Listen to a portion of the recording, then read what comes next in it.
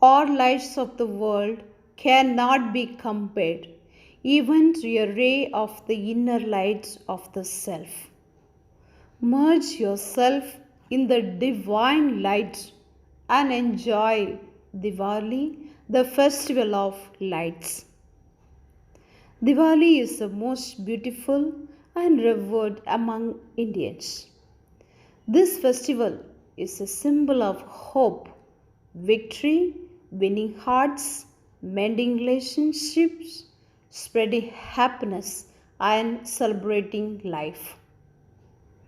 Here comes St. Joseph's Convent Secondary School, Pathankot.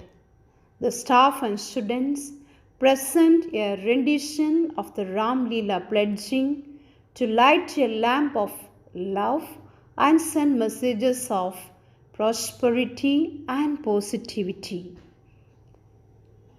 I pray to God, give everyone sukh, sadagi, safalata, samriddhi, sanskar, स्वस्थ, सम्मान, सरस्वती, स्वरूप, संपन्नता, संयम और स्नेह. Let us celebrate this festival in the true sense by spreading joy and light to everyone whom we meet.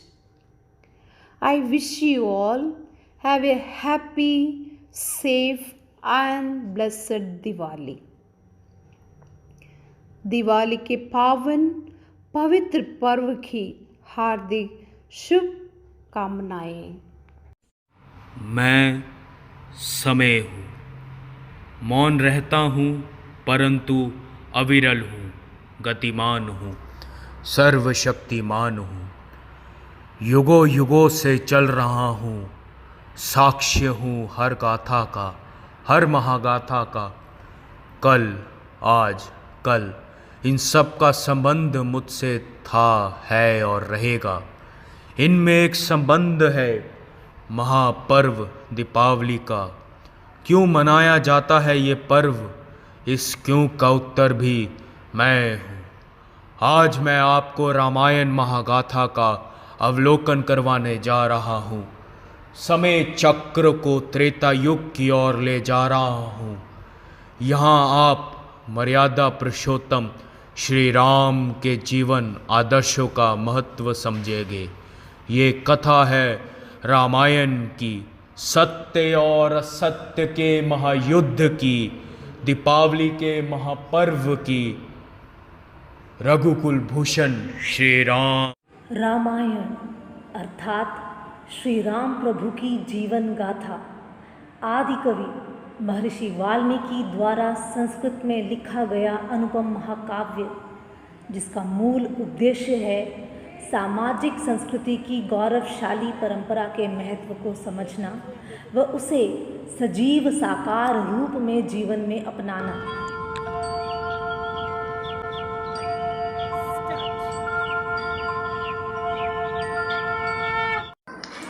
तो आइए महर्षि वाल्मीकि द्वारा रचित रामायण महाकाव्य की अनुपम गाथा लवकुश की मधुर वाणी में सुनते हैं.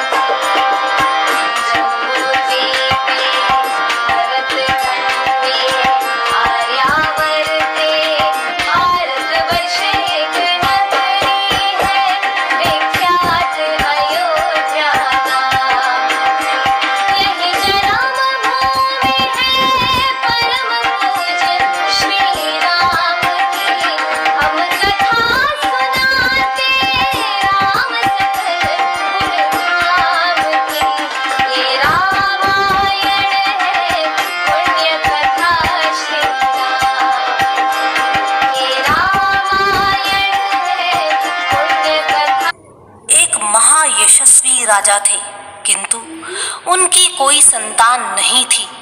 यही दुख उन्हें भीतर ही भीतर खाए जा रहा था। ऋषि श्रृंग के परामर्श पर गुरु वशिष्ठ की अध्यक्षता में पुत्रेष्टि यज्ञ संपन्न करवाया गया।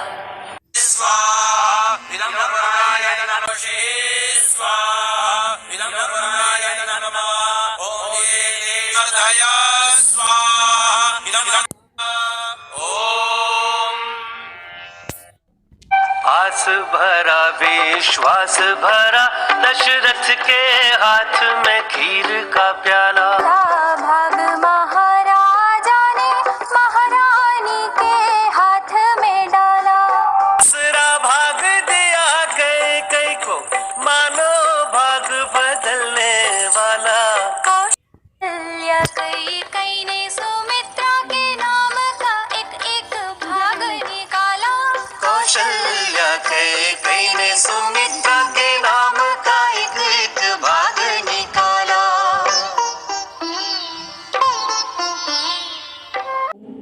माता कौशल्या के घर पुत्र रत्न का जन्म हुआ। महर्षि वशिष्ठ ने कौशल्या पुत्र का नाम रखा गया श्री राम। रानी कैकेयी के पुत्र का नाम रखा गया भरत और सुमित्रा नंदनों को कहा गया लक्ष्मण व शत्रुघ्न। राम जन्म सुख अवध में बसैया प्रगट भय चारों भैया। आजे अवध में बसैया प्रगट भय चारों भैया। नदियों में तरंगों का नर्तन फूलों से भरे वन उपवन। पाए रघुकुल में रघुनंदन। सारी प्रकृति करे अभिनंदन। तीनों रानियां बन गई मैया ओ मैया। आजे अवध में बसैया प्रगट भय चारों भैया। जय रघुनंदन दशरथ नंदन जय रघुनंदन। जगत के पालनहार का पालन करते हुए माता कौशल्या का वात्सल्य प्रेम देखते ही बनता है। माताओं व पिता के सानिध्य और वात्सल्य को त्याग कर चारों बालक शिक्षा प्राप्त करने के लिए गुरु वशिष्ठ के आश्रम में जाते हैं।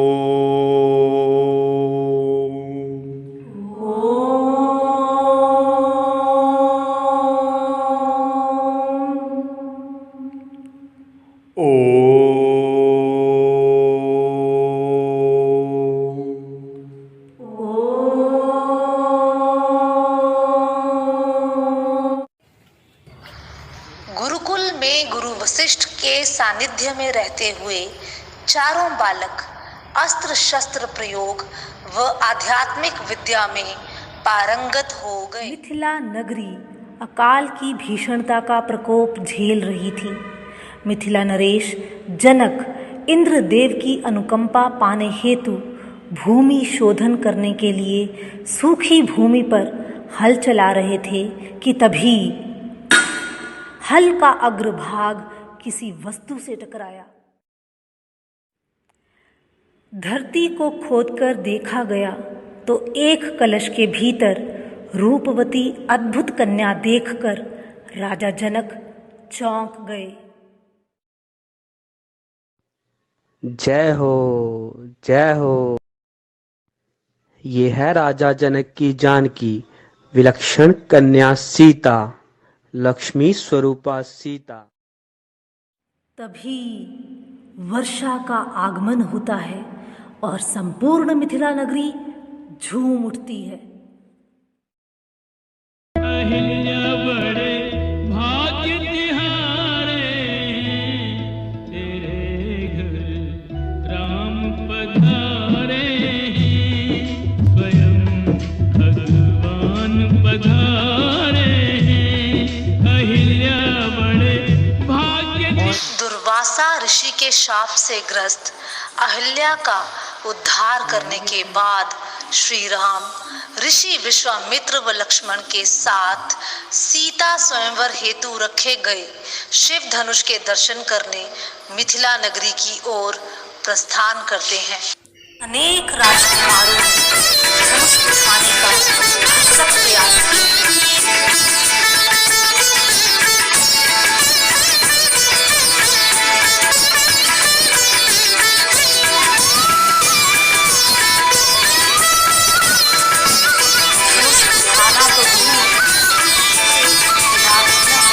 क्या इस भरी सभा में ऐसा कोई क्षत्रिय नहीं है जो इस धनुष की प्रत्यंचा को चढ़ा सके? पुत्र राम, उठो और धनुष की प्रतिज्ञा चढ़ाओ। जो आज्ञा गुरुदेव।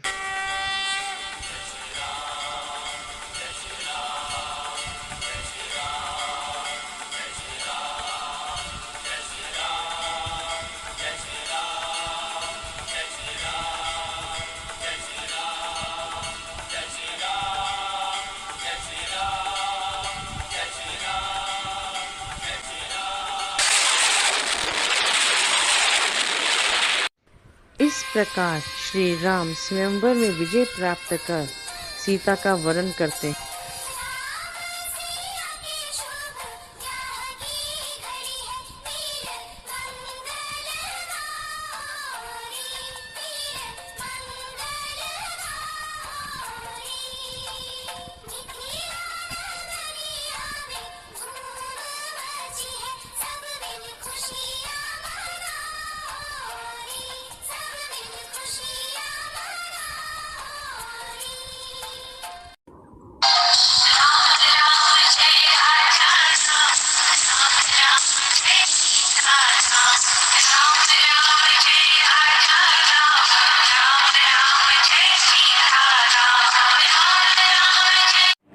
मंत्री परिषद की उपस्थिति में राजा दशरथ ने श्री राम को युवराज पद देने की घोषणा की।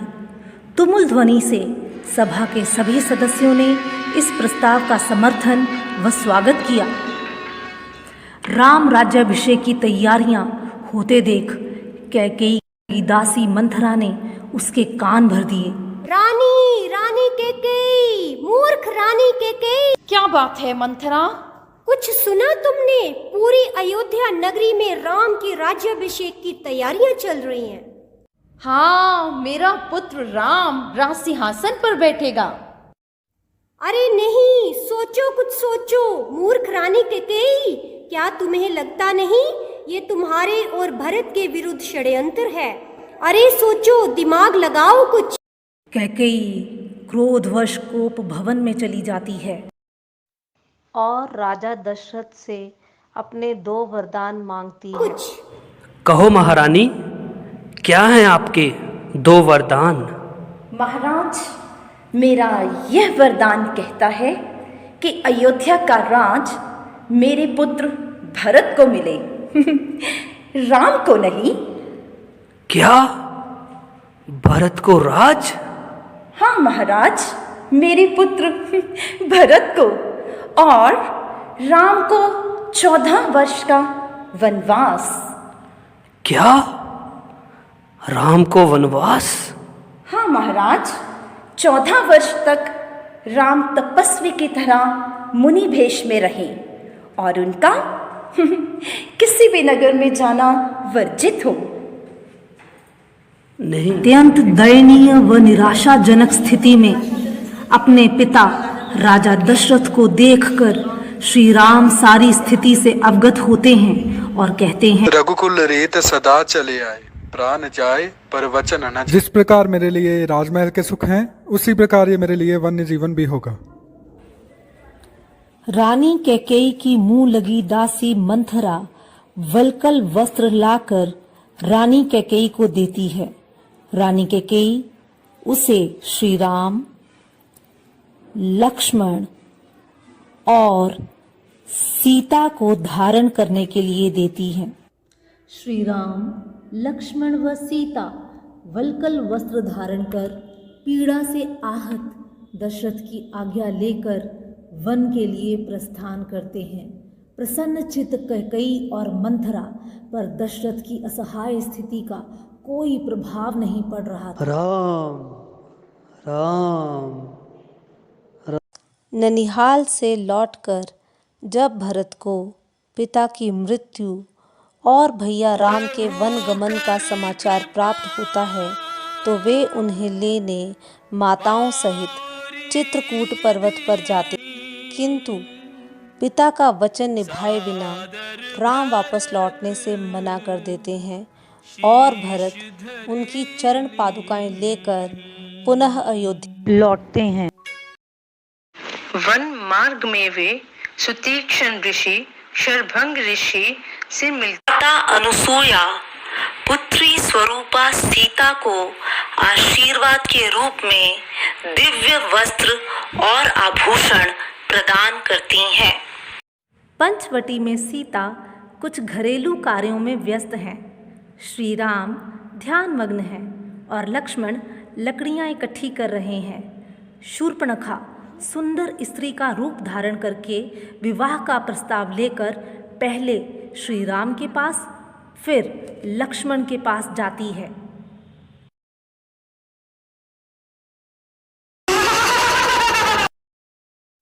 राक्षसी शूर्पणखा रोती चिल्लाती अपने भाई रावण की सभा में पहुंचती है और अपनी दुर्दशा का प्रतिशोध लेने हेतु उसे शाकद्वीपीय ब्राह्मण पुलसत्य ऋषि का पौत्र केकसी का पुत्र रावण, जो कि एक परम शिव भक्त उद्भट राजनीतिज्ञ महापराक्रमी योद्धा अत्यंत बलशाली शास्त्रों का प्रखर ज्ञाता प्रकांड विद्वान पंडित एवं महाज्ञानी है।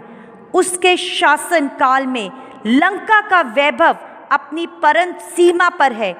क्या उस रावण की बहन दो मानवों के अपमान का पात्र बनकर रह जाएगी? मेरा अपराध केवल इतना था कि उनके साथ रह रही अत्यंत रूपवती स्त्री को मैं आपको भेंट करना चाहती थी, किंतु उन्होंने मेरा ये हाल कर दिया। मारीच स्वर्ण हिरण का रूप धारण कर पंचवटी में कुटिया के आसपास कुलांचे भरने लगता है। सीता के आग्रह पर श्री राम हिरण को पकड़ने उसके पीछे जाते हैं।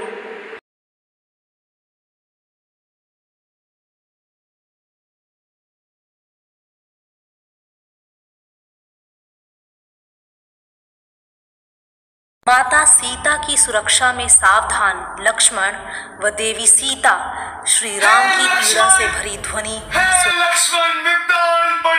माता सीता की सुरक्षा सुनिश्चित करने हेतु लक्ष्मण कुटिया के द्वार पर तीर से एक रेखा खींचते हैं। वह सीता से उसके भीतर रहने का आग्रह करते हैं। यही रेखा लक्ष्मण रेखा के नाम से प्रसिद्ध है, जो संपूर्ण मानवता को मर्यादा की सीमा रेखा पार ना करने की प्रेरणा देती है। साधु भेष में रावण पंचवटी में पेड़ के पीछे छिपा है। साधु भेष में रावण का आगमन होता है।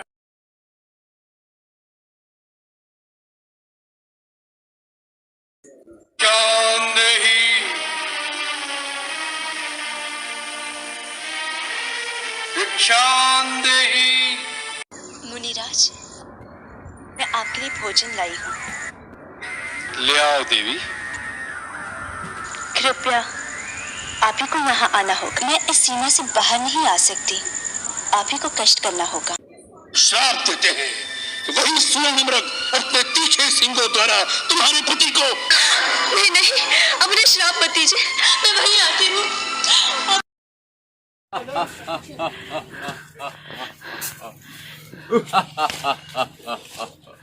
सीता की खोज में निकले प्रभु श्री राम माता शबरी के आश्रम में पहुंचते हैं।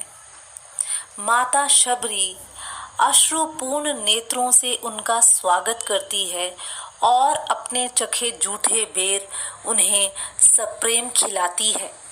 शबरी श्री राम को ऋष्यमुख पर्वत पर जाकर सुग्रीव से मिलने की सलाह देती हैं। कहते हैं, यदि कलयुग में कोई ईश्वर इस धरती पर है तो वे केवल परम राम भक्त श्री हनुमान ही हैं। उनका नाम लेते ही सारे दुख दूर हो जाते हैं और सभी बुरी शक्तियां दूर भाग जाती हैं। वानर राज केसरी व माता अंजना की संतान भक्त शिरोमणि हनुमान, केसरी नंदन, आंजनेय, पवन पुत्र आदि नामों से विश्व विख्यात हैं। माता सीता की खोज में निकले श्री राम लक्ष्मण का उनसे प्रथम परिचय ऋष्यमुख पर्वत के पास हुआ था। हनुमान जी राम के अनन्य मित्र, सहायक और भक्त सिद्ध हुए। सीता की खोज के लिए ये समुद्र को पार कर लंका पहुँचे। हनुमंत के वचन सुहाए, सुनि हनुमंत हृदय अति भाए। तब लगी मोहि परखे हो तुम भाई, जब लगी आवो। और उन्हें राम नाम लिखी अंगूठी भेंट की। सीता ने भी हनुमान को अपना चूड़ामणि देकर अति शीघ्र श्री राम प्रभु से उन्हें रावण के चंगुल से छुड़ाने की प्रार्थना की। अशोक वाटिका की कष्टप्रद यातना से सीता को मुक्ति प्रहरी राक्षसी त्रिजटा दिलाती थी। सीता ने हनुमान से उनका परिचय करवाया और उन्हें अपनी माता समान बताया। नल, नील व अन्य वानरों के सहयोग और श्री राम प्रभु के आशीर्वाद से समुद्र पर सेतु बांधने का कार्य संपन्न हुआ।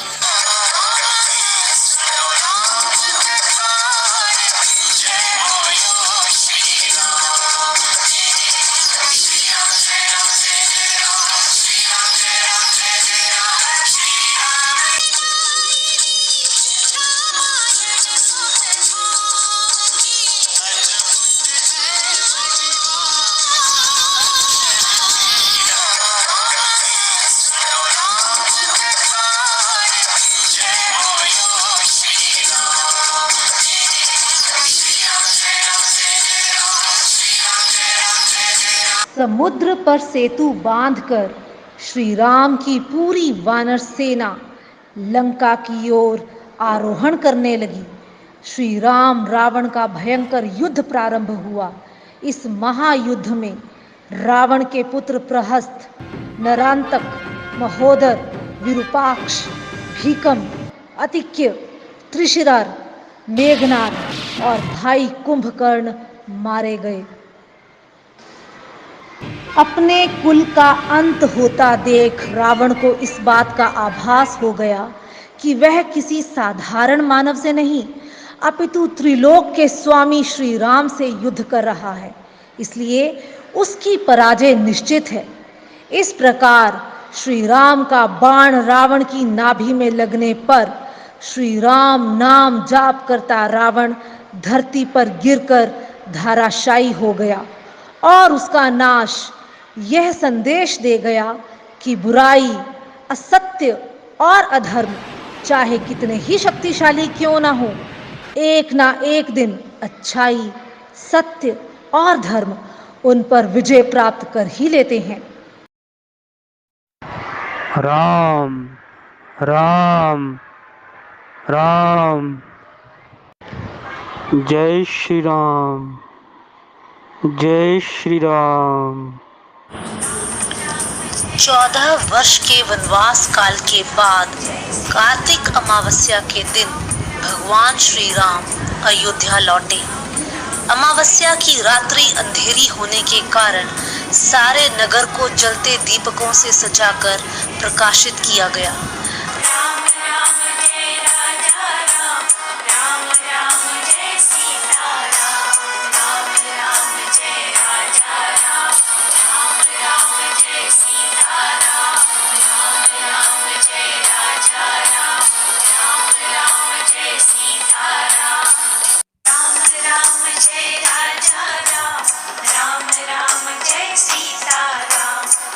नव वस्त्रों में सजे धजे सभी पुरुष, बच्चे और महिलाएं मिठाइयां बांटकर उत्सव मनाने लगे।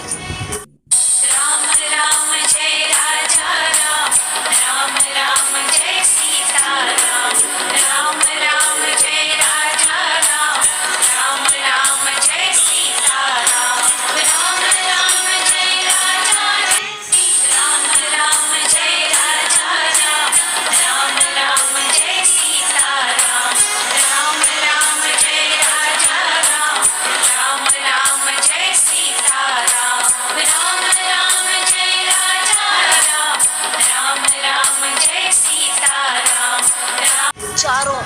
खुशहाली दिख रही थी और मंगल गान हो रहा था।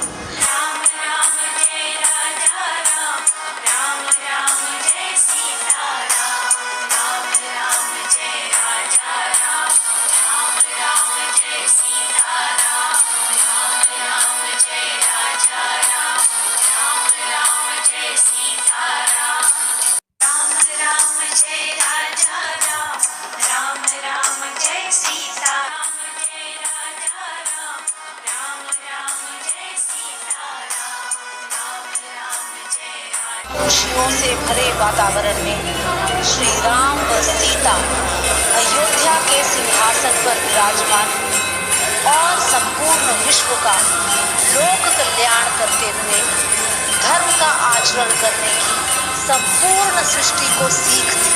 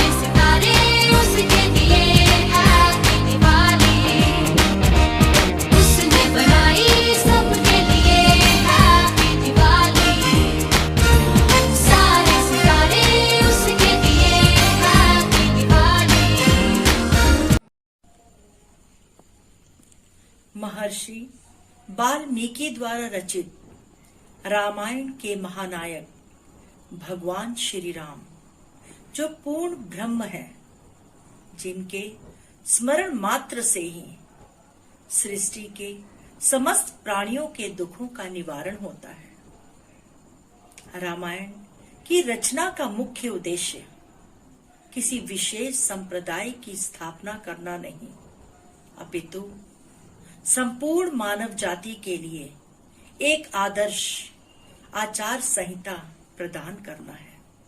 तो आइए इस कल्याणकारी एवं मंगलमयी भावना की पूर्ति हेतु दीपावली के इस शुभ अवसर पर वाल्मीकि द्वारा रचित चौपाइयों के माध्यम से हम अपने आप को भगवान श्री राम के चरणों में समर्पित करें।